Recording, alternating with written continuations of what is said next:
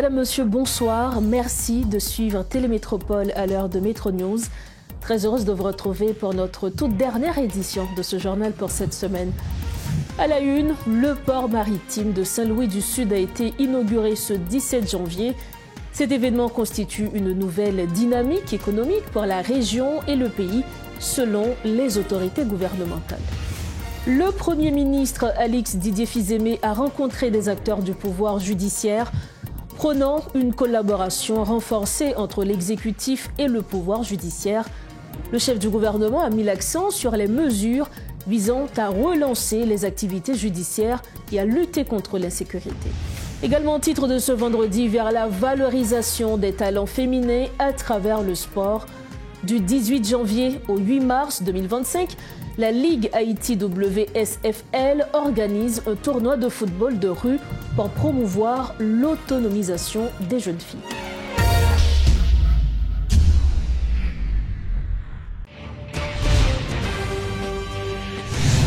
Bienvenue à tous au développement des titres de l'actualité. Comme annoncé, inauguration ce vendredi 17 janvier 2025 du port de Saint-Louis-du-Sud. Cette cérémonie s'est déroulée en présence du coordonnateur du Conseil présidentiel de transition, Leslie Voltaire, et des membres du gouvernement. Selon les autorités ayant pris la parole, cette initiative marque l'émergence d'une nouvelle dynamique économique. Toutefois, les autorités locales estiment que le pays ne pourra pas tirer pleinement parti de cette infrastructure si le Grand Sud reste isolé de la capitale. Reportage Riti Fortuné. Il y a près d'une trentaine d'années, les premières rencontres pour l'ouverture d'un port à Saint-Louis-du-Sud débutaient. Après maintes évaluations et études de terrain, le port a finalement vu le jour et l'inauguration a eu lieu le vendredi 17 janvier 2025 en présence des autorités locales et centrales.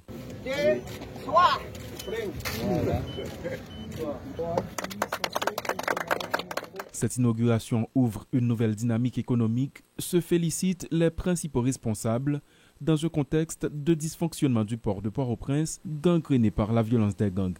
Le président de la Chambre de commerce du Sud, Jonathan Letemps, revient sur ce qu'il considère comme un nouveau moteur de croissance générateur d'emplois. Avec l'ouverture du port de Saint-Louis-du-Sud, aujourd'hui, une nouvelle dynamique économique émerge. Ce hub stratégique connectera notre région au reste du monde, facilitera les échanges commerciaux, augmentera les exportations et renforcera nos partenariats internationaux. Nous espérons qu'il deviendra un moteur de croissance, générant des emplois, développant de nouveaux secteurs d'activité qui contribueront au développement durable du Grand Sud. Je remercie le gouvernement haïtien pour sa vision et cette initiative audacieuse, ainsi que les autorités locales pour leur soutien indispensable. J'exhorte le secteur privé à saisir cette opportunité pour transformer ce port en un levier de développement en investissant dans nos capacités locales et en innovant dans nos secteurs stratégiques. Le président du Conseil présidentiel de transition, qui assistait à la cérémonie, y voit une possibilité de décentralisation vers le Grand Sud. Toutefois, Leslie Voltaire met en garde contre les mauvaises pratiques qui généralement prennent corps dans l'environnement des espaces de transit de marchandises. Un gros paquet financier qui a fait sur 2-3 ans pour que Sud-là vienne en région qui est décentralisée par rapport à Port-au-Prince et qui est capable d'exporter toute qualité marchandises agro-industrielles, industrielles vers l'Amérique latine et vers les États-Unis et vers l'Europe. Et nous avons souhaité que pour ça, pas venir attirer bandits qui ont fait trafic de drogue, qui ont fait trafic d'armes. Et que pour ça, il ne pas venir attirer bidonville dans la zone. Évoquant l'entrée des marchandises, le ministre de l'économie et des finances, Alfred Fils-Metellus, a justement parlé de cette problématique, annonçant des dispositions au niveau du gouvernement. Mais nous ne venons pas là seulement pour port. Nous venons là pour nous parler de l'investissement dans le sud. Après, nous finissons le port là. Après, nous finissons l'aéroport. Qui ça peut le faire? Conseil, moi, c'est mobiliser toutes les compétences qui gagnent dans le sud et le sud gagne. il y a ancien gouverneur, il y a ancien ministre, ancien directeur général. Mobilisez-nous pour nous monter un gros comité pour nous chercher investissement privé pour nous faire émerger l'autre sud, l'autre pays. Si tous les participants se sont montrés unanimes sur le fait que ce nouveau port présente une vaste opportunité économique pour le pays, le délégué départemental du Sud a tenu à préciser qu'il reste beaucoup à faire pour exploiter efficacement cette infrastructure. Terminal là, si nous n'avons pas $10 millions américains, ils mettent son bagage en vrac. Sécurité, nous voulons gagner seulement pour nous gagner. Mais projet numéro 0, mon dans le Sud, c'est ouvrir Matissan, merci en pile. Si ce type d'infrastructure est un puissant moteur pouvant favoriser le développement économique, plus d'un redoute déjà le développement de la corruption dans ce nouveau port inauguré sur fond de crise. Autre information, le syndicat des personnes handicapées de l'association des sourds-muets de l'Évêque dénonce les actes de violence dont les membres de ce secteur sont victimes. Plusieurs sourds-muets ont été touchés par des projectiles parce qu'ils sont incapables d'entendre les tirs résonnants dans plusieurs quartiers. Les jeunes, les adultes et d'autres ne sont pas à l'abri. Les bandits se montrent particulièrement hostiles envers les sourds-muets car ces derniers ne peuvent ni les identifier ni comprendre leurs intentions. Face à ce constat alarmant, le responsable des relations publiques de l'association des sourds-muets de l'Évêque tire la sonnette d'alarme. Il demande aux autorités étatiques de protéger les membres de ce secteur qui subissent la violence des groupes armés en raison de leur handicap. Écoutons les propos de Jean Junel. Nous toutes là, t'es au courant nos mêmes médias, qui ça qui t'est passé année passée dans Saint-Vincent, qui c'est une institution qui a réhabilité et mon handicapé ou bien qui a fait adaptation pour mon handicapé. Nous avons bandits entrés dans l'espace ça et crasé, brisé, volé et même frappé mon handicapé qui t'a vécu dans l'espace ça ou bien qui t'est venu pour information dans l'espace ça. Ça nous a dit pas rien devant ça mon handicapé subi ou bien façon mon handicapé victime et situation et insécurité pays a fait face là. Dans l'association par nous, plus que 3 personnes victimes par balle juste parce que vous attendez. Nous connaissons l'association Moun Soudjan Soudil là, ou qu'à comprendre balle a tiré, moun nan ka moun a couru pas contre dans direction balle a tiré puis il traverse la donne. Ça qui est triste dans situation ça, dans deux situations ça nous fait nous part de l'IA, c'est que l'État signe une convention internationale qui est le CRDPH, Convention relative des personnes handicapées, les signe les ratifié. Depuis on l'État signe ratifié une convention vient faire partie de loi pays. Article 11 convention ça il dit l'État doit prendre toutes mesures pour sécuriser mon handicapé dans moment catastrophe avec les conflits et guerre civile. Malheureusement, l'État n'a pas pris responsabilité dans ça. C'est une raison de faire une conférence. Nous invitons la presse pour une conférence de presse. Ça. Et même convention, ça, il fait l'État obligation. Toute information publique, il y a pour rendre FOC et accessible à mon handicapé. Ça veut dire. Et pas seulement l'État, non, il doit faire obligation. Tout l'autre secteur qui est dans la communication et même les médias, pour les informations, pour les ni audio ni visuel. Et puis il faut que les gens fassent signe. Combien de médias qui là, surtout télévisés, dans le journal New York, qui ont langue et transmettre message. Ça, c'est un bagage qui fait que les gens soude dans le pays a plus victimes, plus mourir, c'est parce que l'État n'a pas pris responsabilité. Nous-mêmes, nous venons là, c'est pour nous dire l'État, il a une responsabilité pour le prendre. Il a signé ça, il faut qu'il prenne responsabilité. L'engagement, il faut qu'il respecte pour mon handicapé pas victime encore. Surtout mon soud. Le Premier ministre Alix Didier Fils-Aimé a tenu jeudi une réunion au sommet avec les membres du Conseil supérieur du pouvoir judiciaire. Cette réunion a permis au chef du gouvernement de souligner la nécessité d'une collaboration franche et efficace entre l'exécutif et le pouvoir judiciaire. Alix Didier Fils-Aimé a reconnu les graves difficultés rencontrées par le système judiciaire pour remplir sa mission au profit de la population, notamment en raison de l'insécurité persistante dans certaines régions. Le Premier ministre a également mis en relief les mesures prises par le ministre de la Justice pour relancer les activités du tribunal de Port-au-Prince, notamment l'allocation d'un espace adapté à Delma 75. Il a souligné la planification conjointe avec le CSPJ pour l'ouverture des juridictions nouvellement créées. Intéressons-nous à présent à l'une des graves conséquences de la violence des gangs sur le milieu universitaire. En effet, des étudiants de plusieurs entités de l'Université d'État d'Haïti, notamment de la faculté de droit et des sciences économiques, dénoncent le dysfonctionnement de l'UEH depuis l'année dernière. Lors d'une conférence de presse ce vendredi 17 janvier, ils ont condamné les violences perpétrées par les gangs qui paralysent la formation et la recherche académique.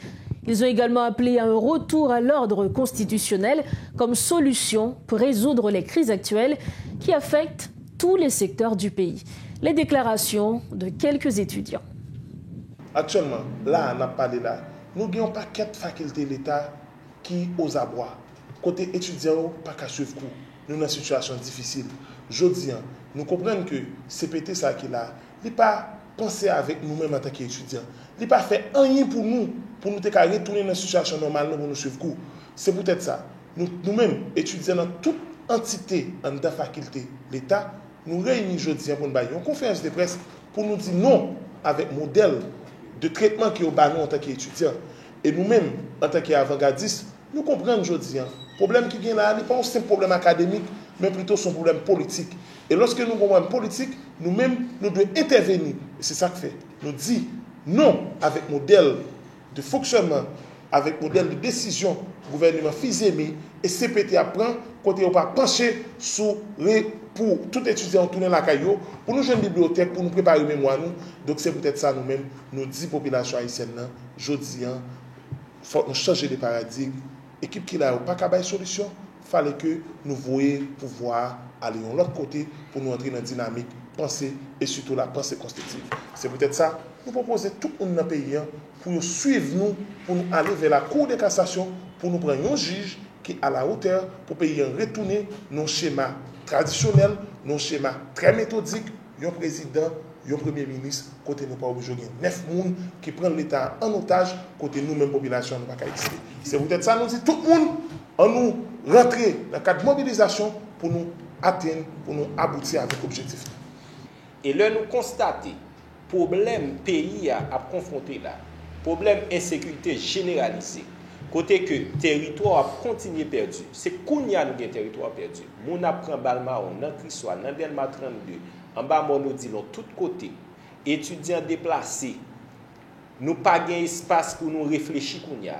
Chaque groupe étudiant de notre côté, université l'État, dépravé, situation dépravée pour nous. Et l'année dernière, nous avons gagné ancien protecteur Renan Edouville qui te mettait local OPC à la disposition pour que nous te suivions. Nous te gagnons quelques autres côtés, toujours. Mais je dis à nous pas gagner. Parce que OPC qu'on y a, c'est les gens qui sont dans le territoire perdu, les gens qui sont dans Solino, qui habitent dans l'OPC. Nous-mêmes, nous finissons.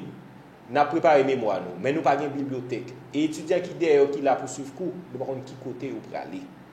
Et comme universitaire qui gagne troisième mission, qui c'est service à la communauté, non seulement il faut venir défendre tête nous en tant qu'étudiants, mais il faut défendre la société dans la question insécurité généralisée. Ça, côté de machin, nous pas qu'à vendre, nous pas qu'à travailler, nous avons grand goût, nous misère. Nous disons il faut dire la presse. Parce que nous avons des démarches nous fait déjà, nous écrivons au plus haut niveau, mais ils ne pas attendre nous. Nous disons il faut venir devant la presse pour tout pays, pour l'international, qu'on ait problème étudiant, problème haïtien, et nous disons dans ça. Comme CPT, qui gagne pouvoir pour lui faire ça, nous besoin. CPT, qui gagne comme mission régalienne pour garantir bon fonctionnement pouvoir public le pas fait, eh bien nous pourrons aller vers la cassation et nous inscrire dans une démarche constitutionnelle parce que nous avons exemple déjà côté que juge de la Cour de cassation te bail résultat dans l'élection libre, honnête et démocratique qui était faite le 16 décembre 1997. En sport, la Ligue Haïti WSFL annonce un tournoi de football féminin de rue visant à promouvoir l'autonomisation des femmes. Prévu du samedi 18 janvier au samedi 8 mars 2025, ce tournoi offre une plateforme unique pour encourager la participation des femmes et des filles, quel que soit leur âge ou leur milieu social, à un sport structuré et compétitif. Selon les organisateurs, cette initiative vise à briser les barrières sociales, promouvoir l'inclusion et former les leaders féminins de demain, tout en mettant en lumière le rôle du sport comme levier d'émancipation. Salomé Tali, directrice de la fondation Girl Squad, apporte des précisions. On présente aujourd'hui le premier projet de la fondation Girl Squad, qui est donc la Ligue WSFL. Pourquoi WSFL? Pourquoi l'appeler en anglais Women's Street Football League?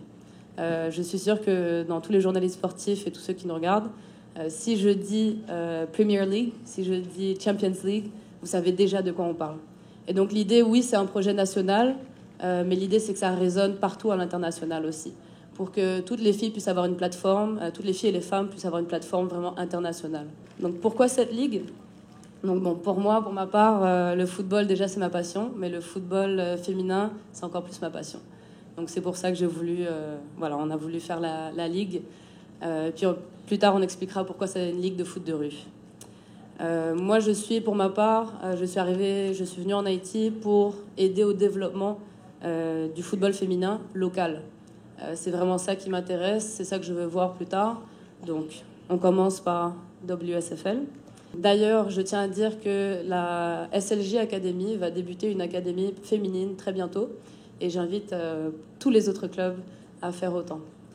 Et qui ça l'idée à tailler avant tout, c'est faire moun rencontrer, principalement mesdames faire jouer et puis créer une structure qui est stable pour être capable d'évoluer. Si nous suivons sur les réseaux sociaux et WSFL, nous sommes capables de remarquer que nous annonçons compétition à faire sur 2 terrains, dans 2 zones différentes. C'est dans l'idée pour déplacer avec événements et mener plus côté de Kamenel en façon pour plus de monde qui a gain accès à elle. Qui donc c'est dans ce sens ça on a joué sous place Boyer et on a joué Delma 75 dans le gymnasium Haïti Chéri. Et une première bagage qui t'a attiré l'attention, l'on a commencé à recevoir l'inscription, c'est que il y a une équipe dans différentes zones de la capitale là tout qui te voulait participer. Nous venons rendre nous compte que l'idée de gagner est possible pour nous commencer à appliquer depuis la première édition et même essayer de développer à l'avenir. Parce que là, nous avons une équipe Delma, nous avons une équipe Carrefourfeuille, nous avons une équipe des Ermites, nous avons une équipe Turjo, qui donc vraiment gagne plusieurs côtés qui représentent et qui offrent nous une possibilité de toujours chercher, qui c'est brasser et différents couches, faire tout le monde contre tout le monde, créer une ambiance convivialité, créer une ambiance harmonie entre différents mondes, même si nous pas obligés de connaître l'autre personnellement. Mais football, c'est nos prétextes pour nous contrer et pour nous chiter nos bon esprit, pour nous capables de partager et ça nous gagne de positif la caille nous chaque. Un grand merci avec Pariage Lacaille et Active qui vraiment nous aide à réaliser cette édition.